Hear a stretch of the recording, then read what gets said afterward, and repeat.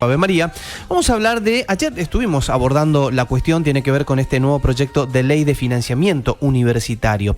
Tenemos la posibilidad, gracias al productor Iriel, de establecer comunicación con la diputada nacional por la provincia de Buenos Aires, Dania Tabela, contadora pública nacional, magíster en finanzas públicas y privadas, para contarnos más acerca de este proyecto de ley de financiamiento universitario. Diputada, gracias por su tiempo y la amabilidad de compartir el aire. Bienvenida a la radio de la Universidad Nacional del Nordeste. Iriel, Marcelo, la saludamos. ¿Cómo le va? ¿Cómo está? Hola, ¿qué tal? ¿Cómo están? Muy buenos días. Nos comenta, para poner en común también con la audiencia, por favor, un poco más acerca de este proyecto de ley de financiamiento universitario, por favor. Sí, ayer el Consejo Interuniversitario Nacional, el Consejo de los Rectores, los gremios docentes, no docentes y la Federación Universitaria Argentina se presentaron en el Congreso el proyecto de ley de financiamiento universitario, que es muy similar en algunos puntos de la coyuntura a los proyectos que ya habían presentado, que habíamos presentado otros diputados, Maximiliano Ferraro, yo, la diputada Mónica Macha, el diputado Pablo Carro, digamos, distintos diputados y diputadas del Congreso ya habíamos presentado este tema. Tiene que ver con la actualización de los gastos de funcionamiento, la actualización de los salarios, de las becas y de algunas partidas como la de ciencia y tecnología.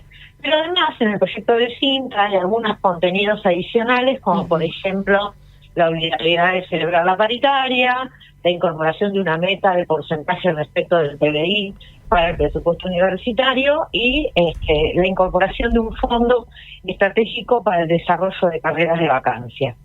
Bueno, empezar la discusión de estos temas, buscando llegar a un dictamen de consenso entre las distintas fuerzas que nos garantice llegar al recinto en el plazo más pronto que se pueda, en el marco de que ya hemos transitado un semestre donde las universidades necesitan tener cierto grado de previsibilidad.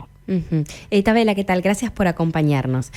Un poco, bueno, siendo una continuidad, ¿no? Este proyecto de ley a muchas problemáticas que, bueno, en el aire aquí de la radio lo solemos tratar con frecuencia. Queríamos consultarle específicamente por ese artículo 6 que habla del financiamiento. En ese sentido, ¿nos puede contar cuál es la propuesta en primer término, el origen de los fondos, los términos de actualización de esos fondos justamente para lo que es la actividad educativa, científica, de extensión, y cómo se propone que esto sea de alguna manera más eficiente, distinto, mejor a cómo estaba funcionando hasta ahora el sistema?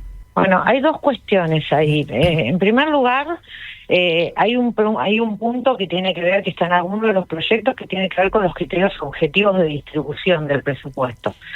Ustedes saben que el presupuesto se distribuye en función de un componente histórico y un componente salarial entre las distintas universidades, pero no hay un criterio objetivo respecto de alumnos, de metros cuadrados, de desarrollo científico-tecnológico, tipo de carreras, etcétera. Por otro lado, el proyecto que trae el CIN trae como fuente de financiamiento estos recursos no presupuestados. Ustedes saben que 2 años seguidos sin presupuesto hacen que no tengamos presupuestados los gastos, sí el presupuesto prorrogado, y que no tengamos presupuestados los ingresos. O sea, el país viene teniendo un aumento de recaudación producto de la inflación y producto de algunas otras variables que no está reconocido en lo presupuestario. Por lo tanto, digamos, el aumento presupuestario que solicitan las universidades, que no es más que el reconocimiento de la pérdida por inflación, tanto en términos de los gastos salariales como en términos de los gastos de funcionamiento, lo que plantea el proyecto es que se ha abordado con este aumento de recaudación que existe y que hoy no está aplicado a ningún gasto en particular.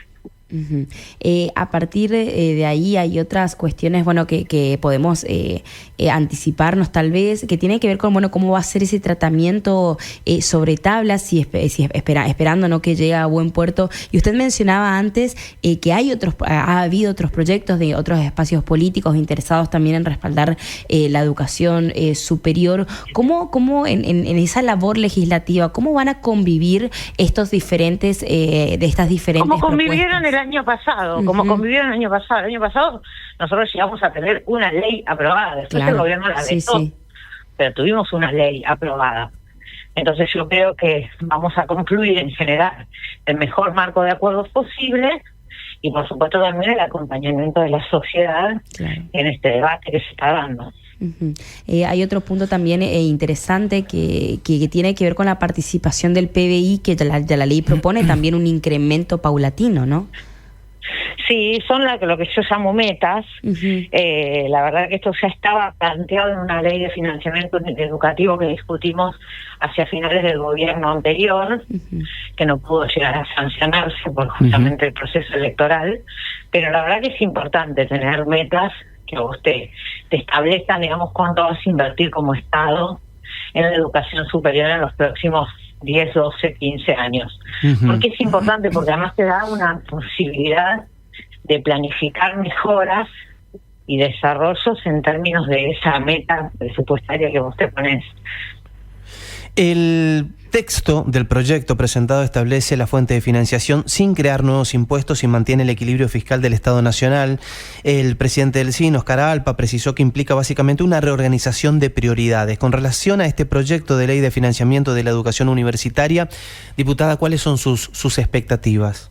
Bueno, yo, creo que es un poco lo que expliqué, ¿no? Digo, sin crear nuevos impuestos significa con los impuestos actuales que se recauda que tiene una mayor recaudación, producto de que justamente no están presupuestados, es lo que hace la sostenibilidad de este proyecto.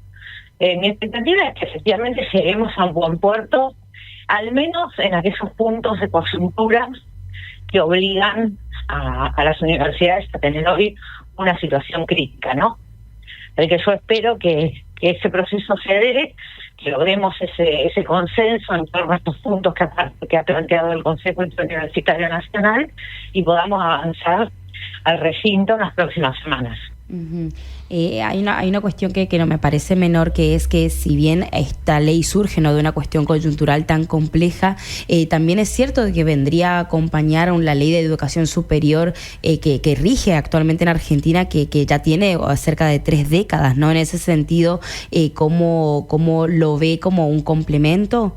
No. Yo creo que la ley de educación superior necesita un debate importante siempre para ser actualizada. Hoy, en este contexto de crisis coyuntural que están atravesando las instituciones, no hay marco para discutir una nueva ley de educación superior. Diputada, le queremos agradecer por el tiempo. Seguramente la vamos a molestar en otra oportunidad y muy amable por compartir el aire con nosotros. No, muy amable ustedes. Hasta pronto.